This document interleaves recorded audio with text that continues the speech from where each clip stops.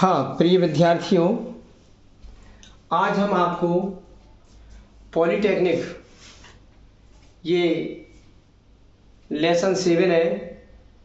ये रैखिक बहुपद है, लिखा है रैखिक और द्विघात समीकरण। रैखिक और द्विघात समीकरण ये हम कैसे बताएंगे, पहले आपको फॉर्मूले के बारे में बताते हैं। फॉर्मूला इसके क्या होते हैं और इनसे क्वेश्चन काफ़ी आते हैं पॉलीटेक्निक में, और इनसे और भी कंपटीशन में आ जाते हैं क्वेश्चन। आप इनको बहुत अच्छी तरह सीखना है। देखो क्या है ये, पहले पॉलीटेक्निक गणित है ये, अध्याय 7 रैखिक तथा द्विघात समीकरण। रैखिक को हम लीनियर कहते हैं तथा होता है एंड, और द्विघात को कहते हैं क्वाड्रेटिक और समीकरण को कहते हैं इक्वेशंस। ये सब ये है। फॉर्मूले क्या है आपको हम बताते हैं। एक चर रैखिक समीकरण, एक चर रैखिक समीकरण। चर क्या होता है? जो बदलता है मान, जैसे x है y है, वो चर होते हैं। चर जिनका मान बदलता हो उसे चर कहते हैं। और रैखिक समीकरण, एक चर रैखिक समीकरण क्या है? ऐसे रैखिक समीकरण या ऐसे रैखिक बहुपद जिनमें अज्ञात चरों की संख्या एक होती है, उसे एक चर रैखिक समीकरण कहते हैं। जैसे इसमें अज्ञात है, ये x अज्ञात है, ये अज्ञात x एक है, एक चर है, इसे चर कहेंगे। चर क्या होता है? चर होता है वह मान जो बदल जाए उसे चर कहते हैं। चर हमारे क्या होते हैं? चर हमारे जो x है, y है, z है, ये आदि चर कहलाते हैं। इनके मान बदल सकते हैं। x का मान 1 भी आ सकता है, 2 भी आ सकता है, 3 भी आ सकता है। बदलने वाले मानों को चर कहते हैं। और क्या है? ऐसा बहुपद, ऐसे रैखिक बहुपद जिसमें अज्ञात चरों की संख्या एक हो, उसे एक चर रैखिक समीकरण कहते हैं। जैसे ये एक है केवल। दो चर रैखिक समीकरण क्या है? ऐसे रैखिक बहुपद जिनमें अज्ञात चरों की संख्या 2 हो, उसे दो चर रैखिक समीकरण कहते हैं। जैसे 4x + 3y = 60। इसमें x और y दो चर हैं, x भी चर है, y भी चर है, ये दो है, तो इसे दो चर रैखिक समीकरण कहते हैं। रैखिक समीकरण क्या होता है? ऐसा समीकरण जिससे एक रेखा खींची जा सके, उसे रैखिक समीकरण कहते हैं। ये आप अपना अच्छी तरह याद कर लो और इसे आप फेर बना लो। फेर पे आप लिख लो, एक डायरी मोटी सी बनाइए, उस पर ये लिखेंगे, आपको आगे भी कार्य देंगे। ये क्वेश्चन आपके एयरफोर्स वगैरह में, एनडीए में, इसमें आते रहते हैं ये क्वेश्चन, ये रेलवे में। आप इनको याद कर लो, सूत्रों को देखो, डायरी बनाओ और इनको लिखो। अगर आप ये लिख नहीं पाते हो तो वीडियो को रोक दो, रोक करके वहाँ पर आप ये लिख लो, फिर वीडियो चालू कर दो। ओके? जब तक आप फेयर नहीं बनाएंगे, आप लिखेंगे नहीं और आप देखेंगे नहीं, तो आप इसमें होशियार नहीं हो पाएंगे। बहुत सिंपल तरीका है, आपको फ्री सेवा दी जा रही है पॉलीटेक्निक के लिए, आप मेहनत कीजिए। ओके? और हम अब और भी फॉर्मूले लिखा रहे हैं।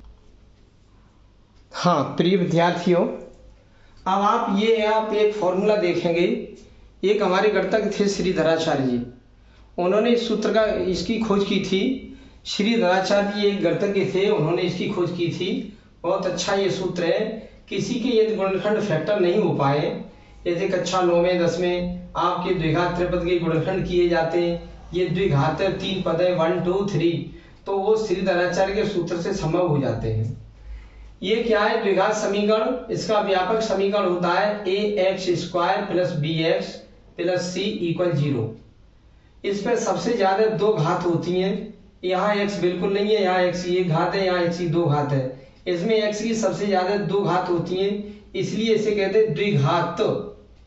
और ये समीकरण आपका, इसमें 3 पद है, 1 2 3, इसे कहेंगे द्विघात त्रिपद समीकरण। इसके दो शून्यक या दो मूल होंगे, दो शून्यक या दो मूल होंगे। हाई स्कूल में आपने पढ़ा है। एक शून्यक, शून्यक क्या होते हैं? x के विमान, एक्स के वे मान जो समीकरण को संतुष्ट कर रहे हैं उन मानों को दिए हुए समीकरण के शून्यक या मूल कहते हैं, वो भी हम बताएंगे यहाँ पर। ये इसका मतलब क्या है, इसके दो शून्यक या मूल होंगे, ये दो घात है तो दो ही एक्स के मान होंगे। श्री धराचार्य एक गणितज्ञ थे, उन्होंने सूत्र बनाया था कि इस ये हमारी ज्यादा से ज्यादा पावर 2 है तो इसकी हम आधी पावर लिखते हैं इसकी, ये एक्स स्क्वायर है तो हम केवल एक्स लिखते हैं, x equal minus b plus minus under root b square minus 4ac upon 2a, ये होता है। एबीसी क्या है, एक्स स्क्वायर का जो गुणा वाला अंक है ए हो गया और एक्स की जो एक घात है उसके गुणा वाला अंक बी हो गया और बचा वो सी हो गया। ये एबीसी हम इसमें से छांट लेते हैं और यहाँ रख देते हैं और ये पावर जितनी दिखाई दे रही है एक्स पे पावर 2 उसकी आधी घात कर देते हैं। एक्स पे 2 पावर है तो यहाँ एक्स की 1 पावर होगी और किसी पे 1 पावर लिखी नहीं जाती। X equal minus b plus minus under root b square minus 4ac upon 2a, ये फॉर्मूला होता है, याद करना पड़ेगा आपको। आप 10th में पढ़ रहे हैं तो भी याद करना पड़ेगा या 10th कर चुके हैं तो भी ये याद करना पड़ेगा जब तैयारी करनी है तो।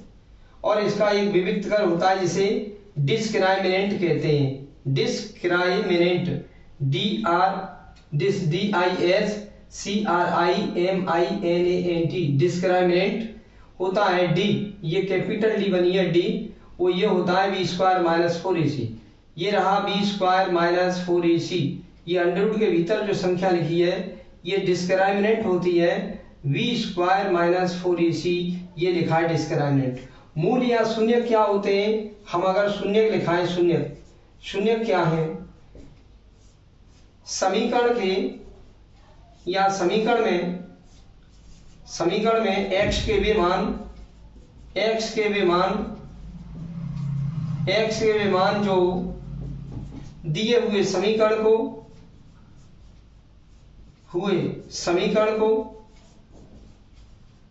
शून्यक,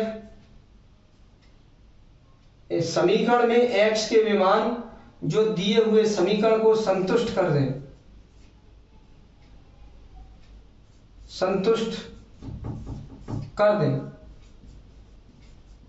उन एक्स के मानों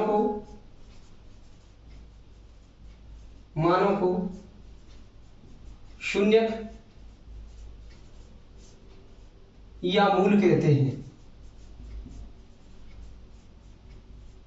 हाई स्कूल में केवल पढ़ाया गया है शून्यक, वही मूल होते हैं। समीकरण को हम हल करते हैं तो एक्स के जो मान निकलते हैं वही मान समीकरण के शून्यक या मूल कहलाते हैं, ये ध्यान रखो। हम और भी अब फॉर्मूले बता रहे हैं, आगे का फॉर्मूला देखेंगे। हाँ, अब विद्यार्थियों ये देखेंगे हम, ये मूलों का योग और मूलों का गुणनफल, समांतर माध्य, हरात्म माध्य।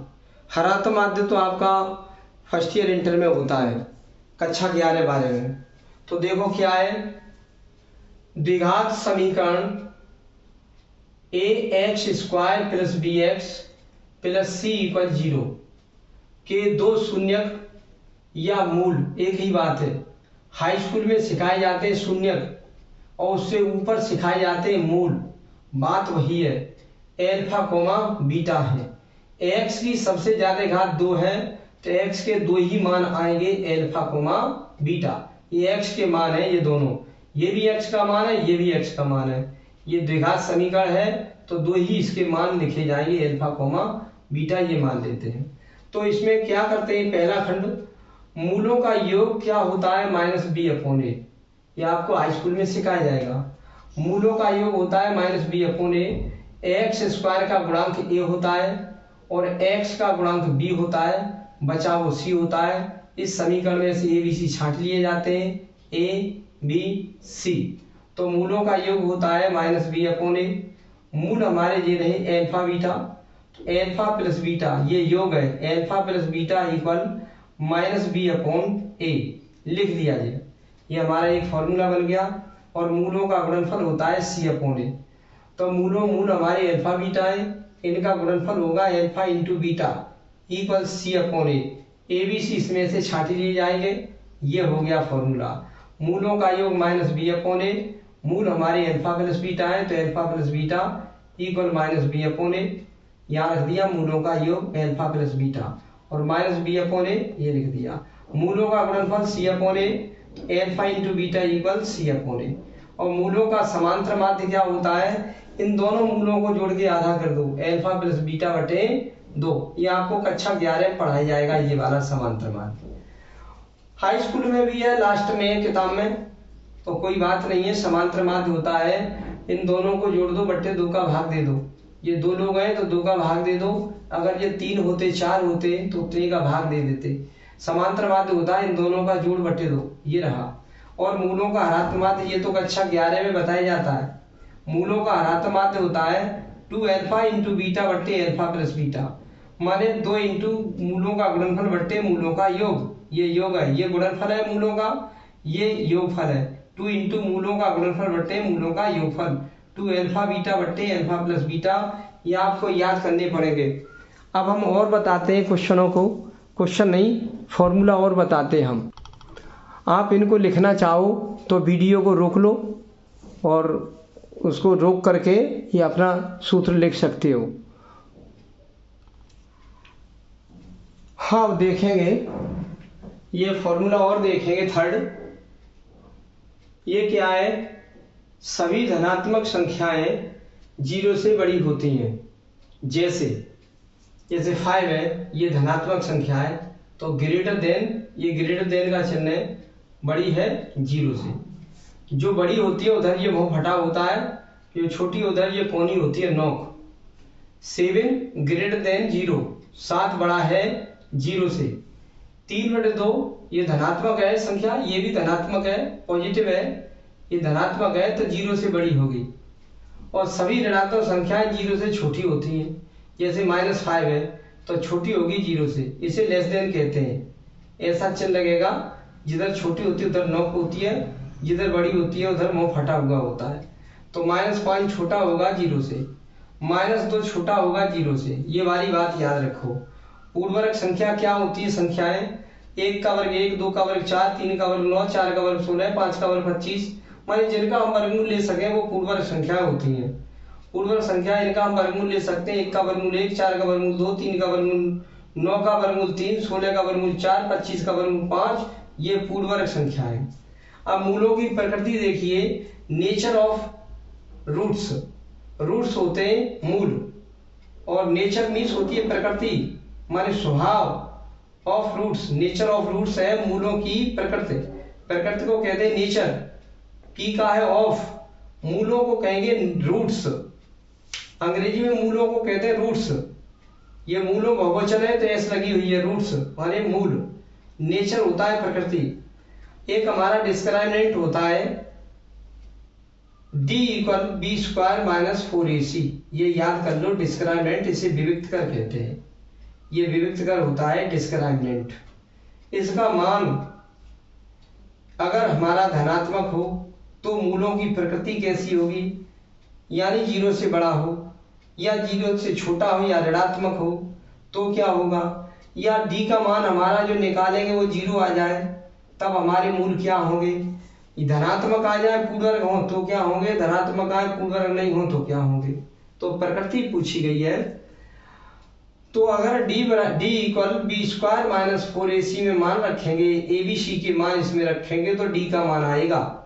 d का मान अर्थात विविक्त कार का मान हमारा धनात्मक या 0 से बड़ा आ जाए, ये धनात्मक या 0 से बड़ा आ जाए तो दोनों मूल वास्तविक होंगे और असमान होंगे।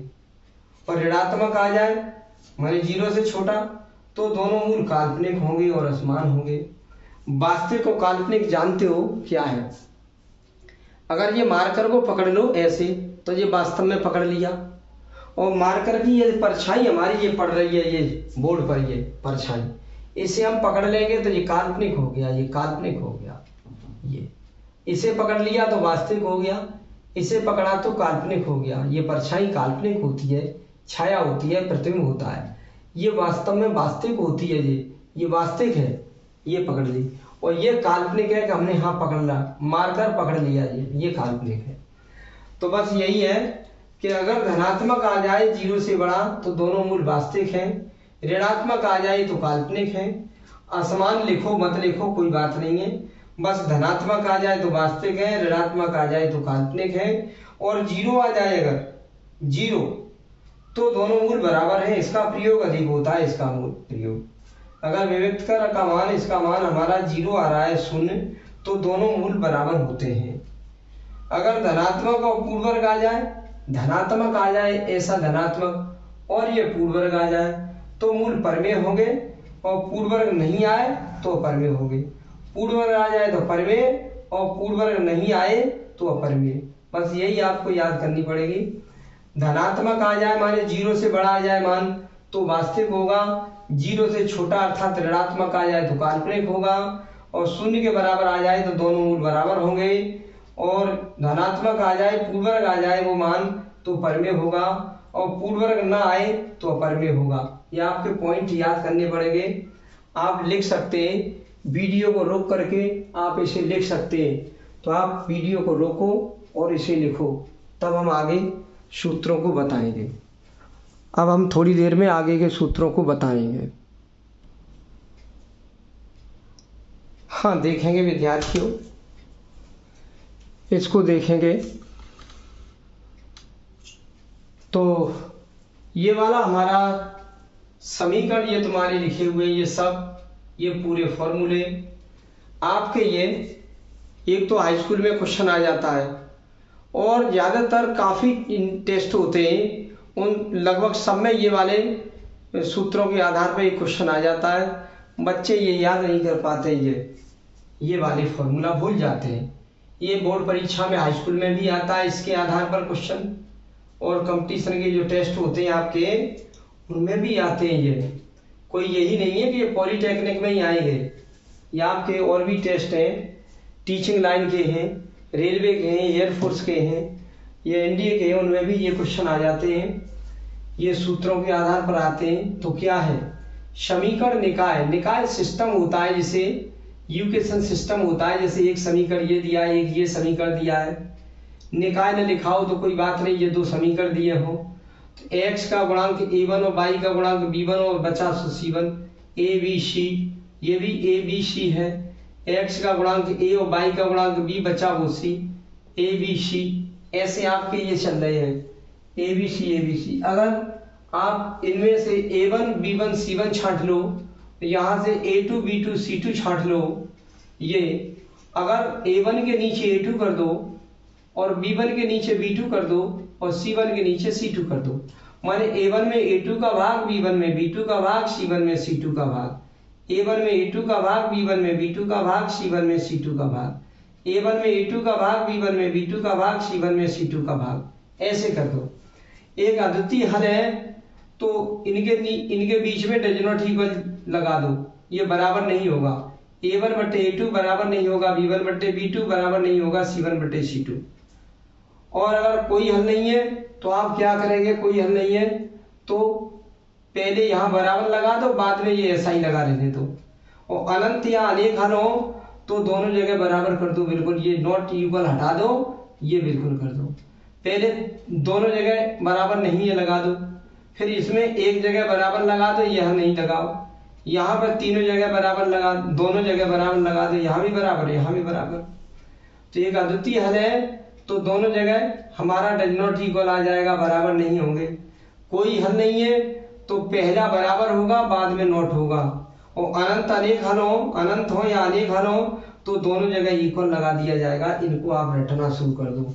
अद्वितीय हल में कहीं बराबर नहीं लगेगा, और कोई हल में पहले जगह बराबर बाद में डज नॉट इक्वल, और अनंत अनेक हल हो तो दोनों जगह बराबर लग जाएगा।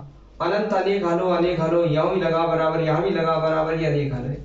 और कोई हल नहीं है तो यहाँ बराबर यहाँ नहीं लगाओ बराबर, डज नॉट इक्वल। एक अद्वितीय हल में हर जगह नॉट इक्वल लगा दो। इनको याद कर लो, नंबर से याद कर लो इनको। अब और भी हम कुछ तथ्य बताते हैं इसी के बारे में, देखो बताते हैं इस वीडियो को रोक करके, और आप ये फॉर्मूले लिख लो।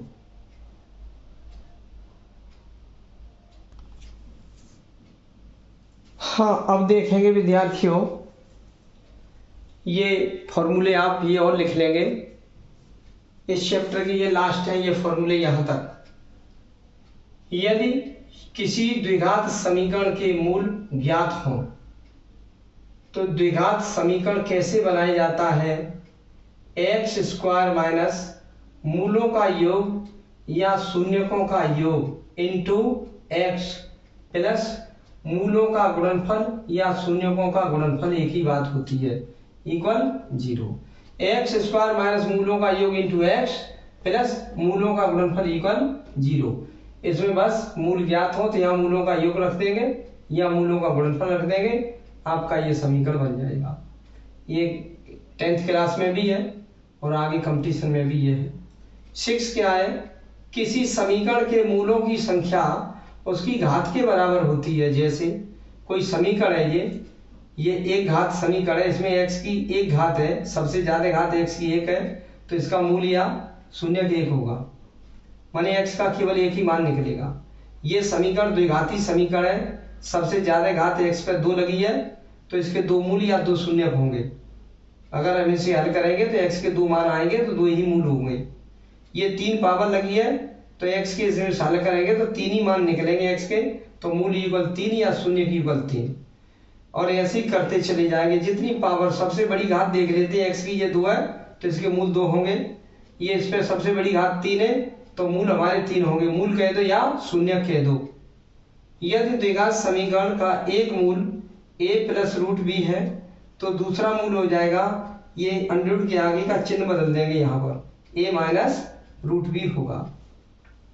यदि द्विघात समीकरण के मूल बराबर हैं, इस सूत्र पर प्रश्न ज्यादा आ जाते हैं इस पे। यदि द्विघात समीकरण के मूल बराबर हैं तो B square minus 4ac equal 0, यानी डिविक्ट कर इक्वल 0, या 4ac को हम उधर ले जाएंगे, इधर तो हमारे पॉजिटिव हो जाएंगे जाके, बी स्क्वायर यहीं छोड़ दिया, 4ac को उधर ले गए बराबर के उधर, तो बराबर 4ac हो गया, उधर ले जाके पॉजिटिव हो गया। चाहे आप ये लगाओ या ये लगाओ, एक ही कोई लगाओ। ये आपके इस चैप्टर के यहीं तक आपके फॉर्मूले हैं, आप इन्हें अच्छी तरह सीखो और इसकी अगले वीडियो में हम ये इसके जो क्वेश्चन आएंगे वो हम सिखाएंगे। ये वीडियो केवल फॉर्मूले का है, आप अच्छी तरह सीखो, मेहनत करो और इसको वीडियो को रोक करके आप ये फॉर्मूला लिख लो कॉपी पर और इनको अपने याद करते रहो, तभी इस चैप्टर के आपको क्वेश्चन समझ में आएंगे। ओके, और अगर इसको चैनल को सब्सक्राइब नहीं किया है तो आप इस चैनल को सब्सक्राइब करके घंटी का बटन दबा दें, बेल आइकन, और आपका जो हम वीडियो डालेंगे तुरंत अपने आप नोटिफिकेशन पहुंचेगा, हमें व्हाट्सएप पे लिंक नहीं भेजनी पड़ेगी। ओके, और अपने मित्रों को शेयर कर देना, इसे शेयर के कोई पैसे नहीं लगते हैं, सब्सक्राइब अगर कर लोगे हमारे चैनल को तो उसके भी पैसे नहीं लगते हैं, और आप इनको देखो, पढ़ो, हमारी ये पॉलिटेक्निक का सब कार्य फ्री सेवा है।